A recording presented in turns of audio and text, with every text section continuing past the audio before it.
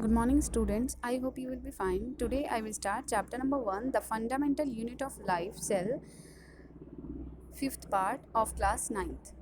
देखो मैंने आपको क्लास जो पार्ट 4 था उसमें मैंने आपको लाइजोसोम के बारे में बताया था।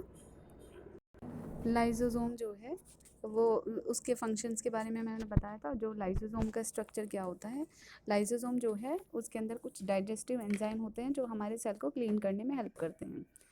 अगर कोई फॉरेन पार्टिकल जो है वो सेल के अंदर एंटर हो जाता है तो उसको किल करने में हेल्प करते हैं, फूड को ब्रेक डाउन करने में हेल्प करते हैं। ठीक है, और वो कौन करता है, क्योंकि जो लाइजोसोम होता है उसके अंदर जो है वो डाइजेस्टिव एंजाइम प्रेजेंट होते हैं। ठीक है, तो फिर यहाँ से बता रही हूँ मैं। For example when a cell get damage, जिस टाइम पे सेल जो है वो डैमेज हो जाता है, लाइसोसोम में ब्रस्ट, तो लाइसोसोम जो है वो ब्रस्ट हो जाता है, फट जाते हैं। And the enzymes digest their own cell. तो जो उसके अंदर जो लाइसोसोम है, देखो जब उसका जो सेल जो लाइसोसोम है जब वो ब्रस्ट होएगा तो उसके अंदर से जो पावरफुल एंजाइम है वो निकल जाएंगे और वो अपने सेल को खुद डाइजेस्ट कर लेंगे। Due to this lysosome are also known as suicide bag of a cell. इसलिए हम लाइसोसोम को क्या बोलते हैं कि suicide bag of a cell, क्योंकि जो लाइसोसोम है वो अपनी सेल को सुसाइड कर लेता है। ठीक है, अब जो लाइसोसोम है उसका स्ट्रक्चर कैसे होता है। Structurally lysosome are a single membrane bound sac filled which digest enzyme. देखो जो लाइसोसोम होता है उसके ऊपर कोई मेम्ब्रेन नहीं होती, सॉरी सिंगल मेम्ब्रेन होती है। एक हमारा ऐसी सेल ऑर्गेनील्स है राइबोसोम जो विदाउट मेम्ब्रेन होता है। अदरवाइज बहुत सारी cell organelles double bounded membrane होती है और कोई सिंगल। तो जो लाइसोसोम है उसके अंदर सिंगल मेम्ब्रेन बाउंडेड होती है जिसके अंदर डाइजेस्टिव एंजाइम प्रेजेंट होते हैं। These enzymes are made by rough endoplasmic reticulum RER। और जो ये एंजाइम जो है उनको कौन बनाता है, जो RER होता है रफ एंडोप्लाज्मिक रेटिकुलम, वो बनाते हैं इसको। ठीक है, उसके बाद देखिए हमारा जो साइंस होता है उसमें, क्योंकि इंग्लिश में बहुत सारे ऐसे वर्ड्स होते हैं जिनको हम इजीली सिंगुलर प्लूरल कर लेते हैं, जैसे टेबल तो टेबल्स हो गया, चेयर तो चेयर्स हो गया। लेकिन साइंस के कुछ ऐसे वर्ड्स होते हैं जो ऐसे लगा के प्लूरल नहीं बनाया जाता, जैसे कि फंगस जो है वो सिंगुलर है, एक अगर है होगा तो हम फंगस बोलेंगे और बहुत सारे हैं तो फंजाई। बैक्टीरियम सिंगुलर है और बैक्टीरिया जो है वो प्लूरल होता है। उसके बाद न्यूक्लियस जो है वो एक न्यूक्लियस प्रेजेंट होता है और न्यूक्लियर का मतलब बहुत सारे न्यूक्लियस। माइटोकॉन्ड्रियन सिंगुलर और माइटोकॉन्ड्रिया बहुत सारे। वायरस एक है और वायरसेस इसमें लास्ट में यस आ गया तो बहुत सारे वायरस। प्रोटोजोन सिंगुलर और प्रोटोजोआ प्लूरल। ठीक है, उसके बाद है माइटोकॉन्ड्रिया। माइटोकॉन्ड्रिया क्या होता है, power house of the cell, और ये जो है वो डबल मेम्ब्रेन बाउंडेड होता है। ठीक है, जैसे कि हमें अभी लाइसोसोम जो पढ़ा है, लाइसोसोम जो है वो सिंगल मेम्ब्रेन बाउंडेड होता है। राइबोसोम जो है वो विदाउट मेम्ब्रेन बाउंडेड होता है। लेकिन जो माइटोकॉन्ड्रिया वो डबल मेम्ब्रेन बाउंडेड होता है। फिर देखना यहाँ पे, the mitochondria are a tiny bodies of varying shape. देखो जो माइटोकॉन्ड्रिया होता है वो एक टीनी बॉडीज़ है और उसकी जो शेप है वो वेरी करती है, जैसे कि सिलेंड्रिकल शेप भी होती है, रोड शेप भी होती है और स्फेरिकल की शेप भी होती है। And distributed in the cytoplasm. और जो हमारा सेल का जो लिक्विड पोर्शन होता है जिसमें मैट्रिक्स भरा रहता है, फ्लूइड रहता है, उसको बोलते हैं साइटोप्लाज्म। और इसमें जो माइटोकॉन्ड्रिया है वो डिस्ट्रीब्यूट होते रहते हुए हैं। Each mitochondria is bounded by a double membrane envelope. देखो हर एक जो माइटोकॉन्ड्रिया होता है उसके ऊपर कितने मेम्ब्रेन होते हैं, डबल मेम्ब्रेन। ठीक है, आउटर मेम्ब्रेन इज पोरस। जो बाहर वाली मेम्ब्रेन होती है वो काफ़ी पोरस होती है। देखो जैसे कि मैं बना के दिखा रही हूँ आपको, ड्रॉ कर रही हूँ। ठीक है, तो ये जो हमारा ये माइटोकॉन्ड्रिया की स्ट्रक्चर है। तो जो हमारी आउटर मेम्ब्रेन होती है वो ज़्यादा पोरस होती है। The inner membrane is deeply folded. लेकिन जो इनर मेम्ब्रेन होती है वो काफ़ी डीपली देखो फोल्डेड हो रही है ऐसे। ठीक है, these folded are called cristae. ठीक है, इन जो फोल्ड्स होते हैं इनको क्या बोलते हैं, क्रिस्टे बोलते हैं। एंड आर स्टडीड, जिसको डॉटेड बोलते हैं, with a smaller rounded bodies known as F particle और ऑक्सीजोम्स। देखो जो इसमें डॉटेड ऐसे पोर्शन होते हैं, ठीक है, जैसे कि ऐसे डॉटेड पोर्शन होते हैं यहाँ पे, ये ऐसे डॉटेड, मैं अभी आपको डायग्राम में दिखाऊंगी, तो इनको बोलते हैं एफ पार्टिकल या फिर oxysome, sorry oxysomes. The interior cavity of the mitochondria is filled with a matrix. ठीक है, जो इसकी इंटरनल ये जो स्पेस है, कैविटी है, यहाँ ये किस चीज़ से भरी रहती है, फ्लूइड से, मैट्रिक्स से भरी रहती है। ठीक है, जिसको मैट्रिक्स को क्या बोलते हैं प्रोटीनेसिस। Mitochondria are also known as power house of the cell. देखो जो माइटोकॉन्ड्रिया होता है उसको हम बोलते हैं power house of the cell, क्योंकि जो भी हमारे सेल को जो एनर्जी प्रोवाइड करता है हमारी बॉडी को जो, ठीक है, वो कौन करता है? माइटोकॉन्ड्रिया।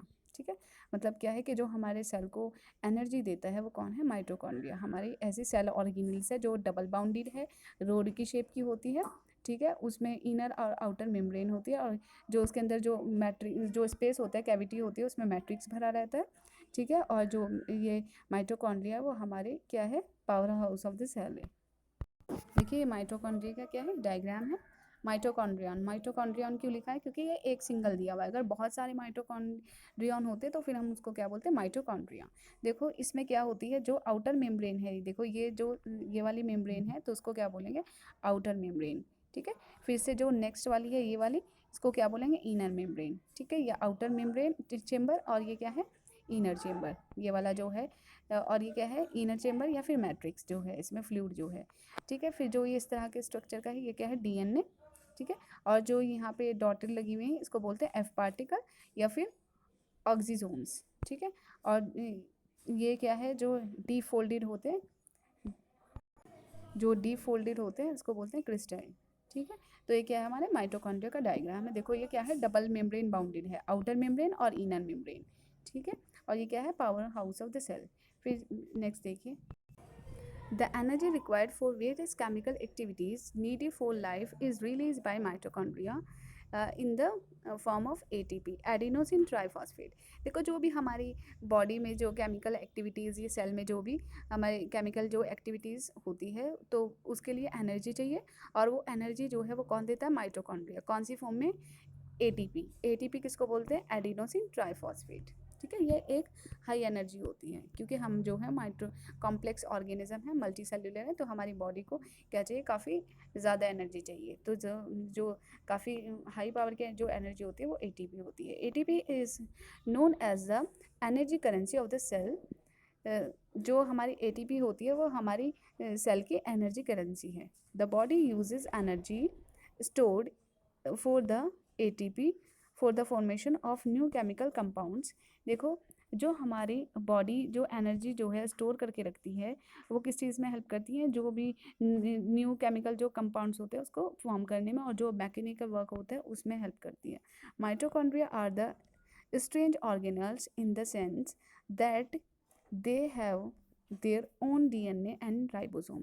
देखो एक हमारा ऐसा सेल ऑर्गेनल्स है, वो है माइटोकॉन्ड्रिया, एक बहुत स्ट्रेंज और सेल ऑर्गेनल्स है जिसका खुद का अपना डीएनए होता है और राइबोसोम होता है। ठीक है, जिसका अपना खुद का क्या होता है? डीएनए। देखो मैंने अभी आपको दिखाया था, डीएनए और खुद के राइबोसोम होता है। Therefore mitochondria are able to make some of their proteins. तो इसीलिए क्योंकि माइटोकॉन्ड्रिया के अंदर क्या है? राइबोसोम, और राइबोसोम का फंक्शन क्या होता है?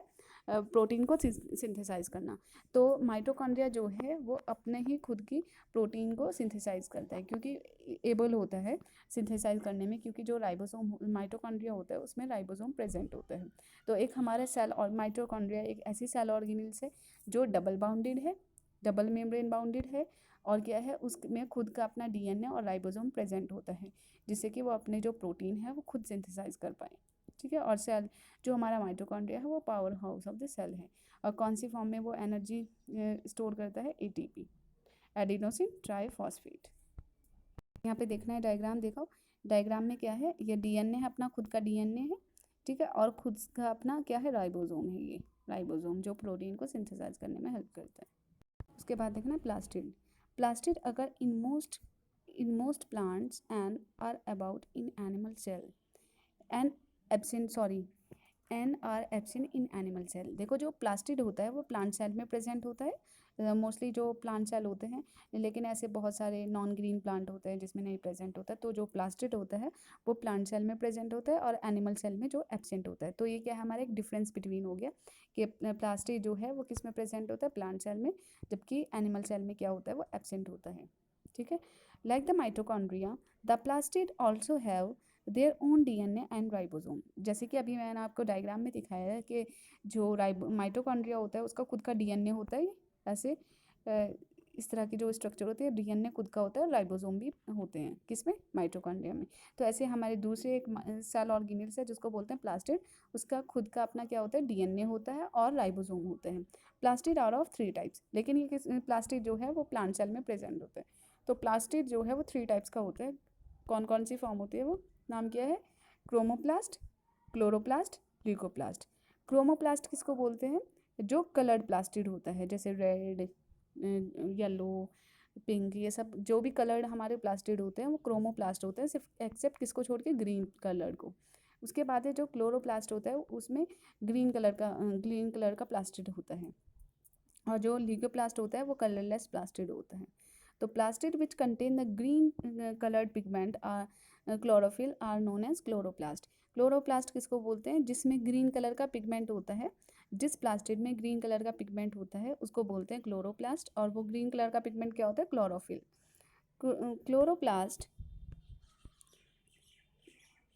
Chloroplast are present in green algae and higher plants. देखो जो क्लोरोप्लास्ट होता है वो किस में प्रेजेंट होता है, ग्रीन एल्गी में और हायर प्लांट्स में प्रेजेंट होता है। Chloroplast are important for photosynthesis in plants. देखो जो क्लोरोप्लास्ट होता है वो किस चीज़ में हेल्प करता है, फोटोसिंथेसिस में। जो प्लांट्स अपना फूड खुद से सिंथेसाइज कर पाते हैं, ठीक है, सनलाइट के प्रेजेंस में, उसको बोलते हैं photosynthesis. Chloroplast are the kitchen of the cell. Chloroplast क्या होता है, हमारे सेल का किचन होता है।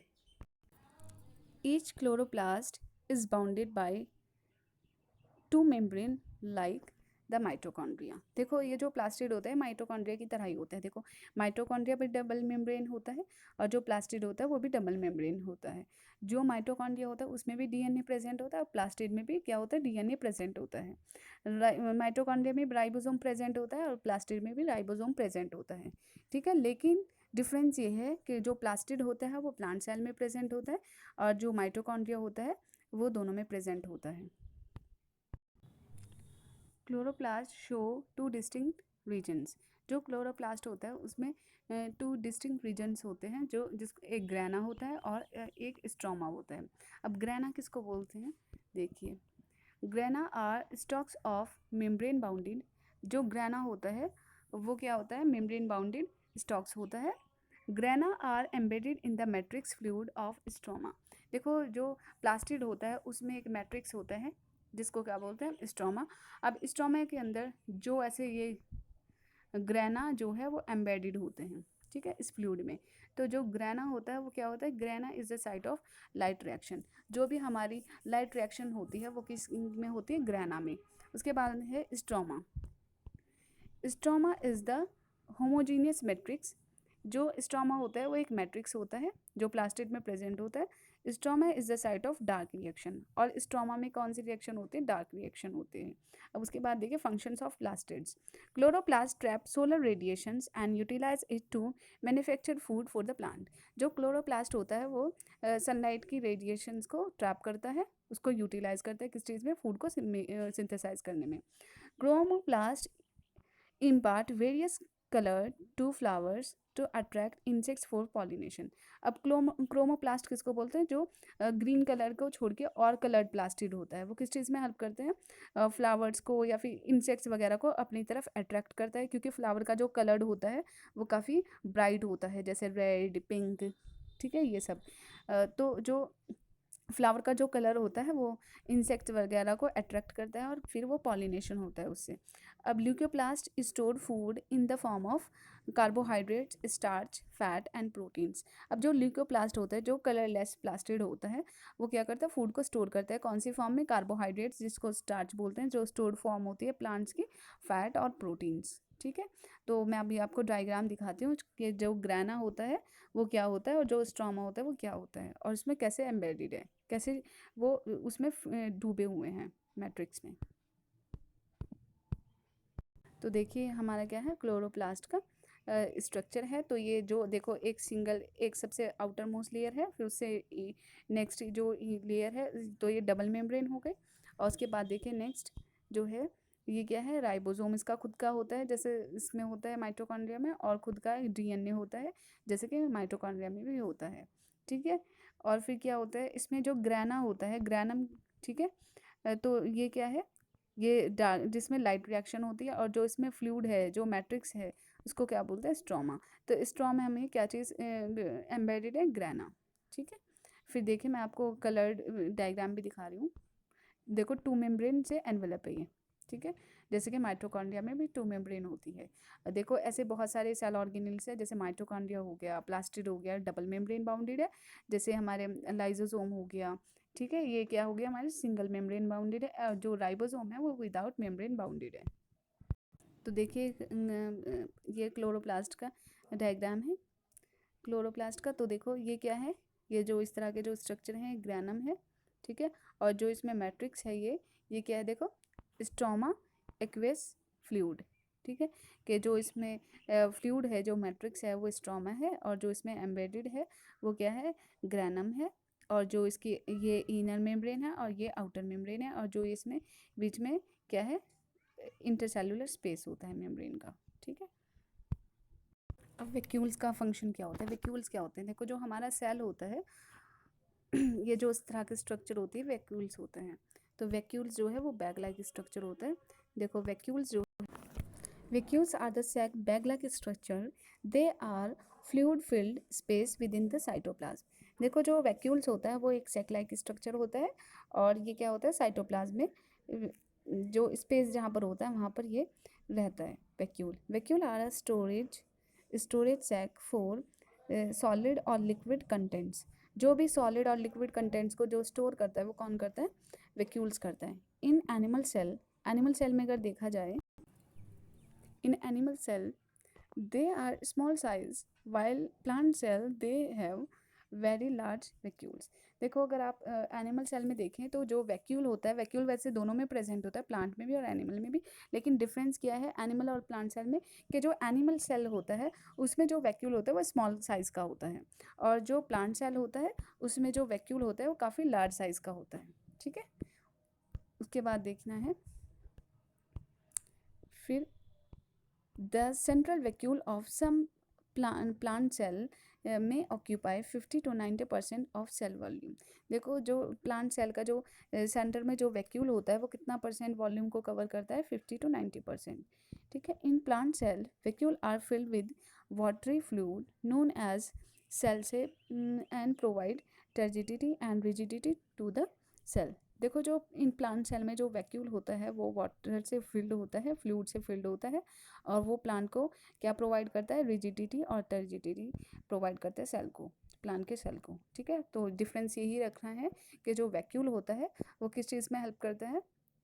स्टोर करने में हेल्प करता है सॉलिड और लिक्विड कंटेंट्स को।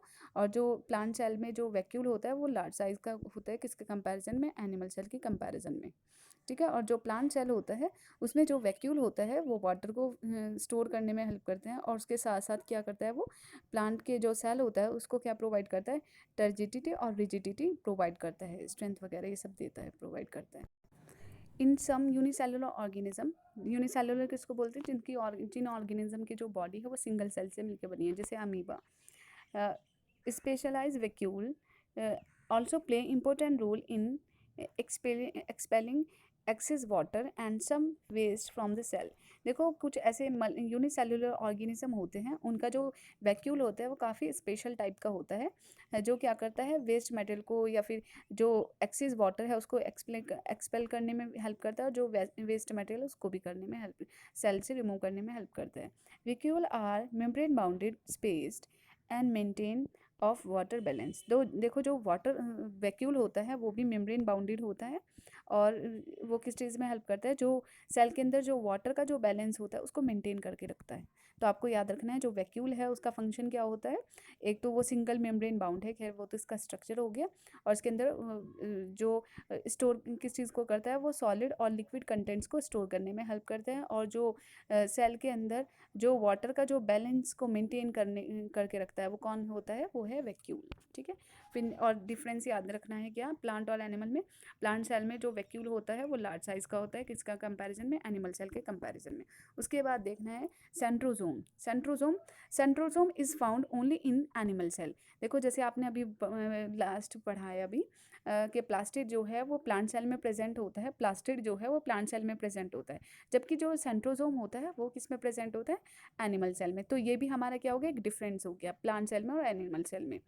It is not bounded by any membrane. आपको एक हमने अभी पढ़ा है फोर्थ पार्ट में कि एक हमारा एक ऐसे सेल ऑर्गेनिल्स होता है जो विदाउट मेम्ब्रेन बाउंडेड होता है, वो राइबोसोम होता है, और जो हमारा सेंट्रोसोम है वो भी विदाउट मेम्ब्रेन बाउंडेड होता है, but consist of 2 granules like centrioles. लेकिन इसमें कुछ 2 ग्रैन्यूल्स होते हैं, ग्रैन्यूल होते हैं जिसको बोलते हैं सेंट्रियोल्स। फिर नेक्स्ट देखना है कि centrosomes help in cell division in animal cell.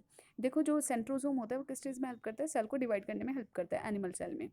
New cell created in organism in order to grow to replace old dead and injured cell and to form gametes needed for reproduction.